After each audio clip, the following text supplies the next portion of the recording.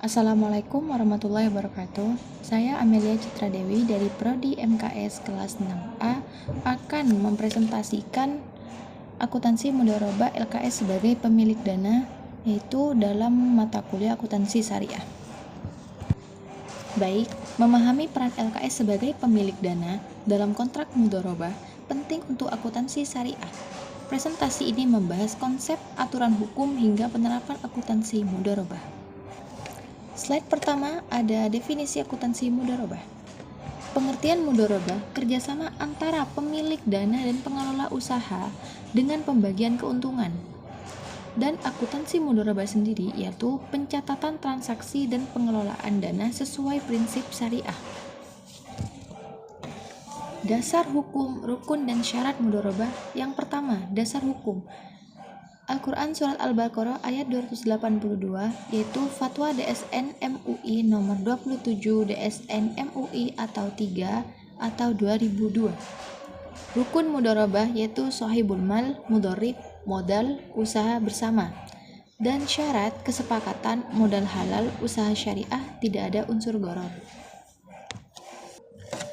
Perlakuan akuntansi dalam mudharabah yaitu pengakuan modal. Modal dicatat sebagai dana dari sahibul mal, dan yang pencatatan keuntungan dibagi sesuai nisbah yang telah disepakati, yaitu ada pencatatan kerugian ditanggung pemilik dana kecuali karena kelalaian mudharib.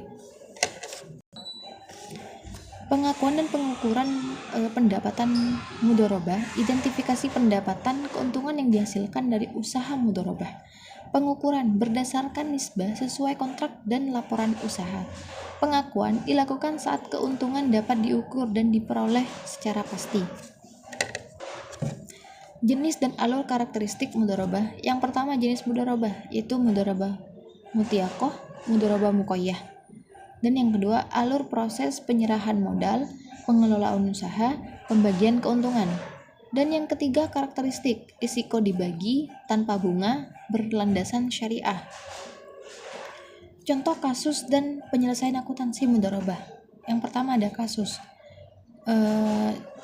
seperti contoh modal 100 juta diberikan, usaha hasilnya 20 juta keuntungan, dan penyelesaiannya keuntungan dibagi 70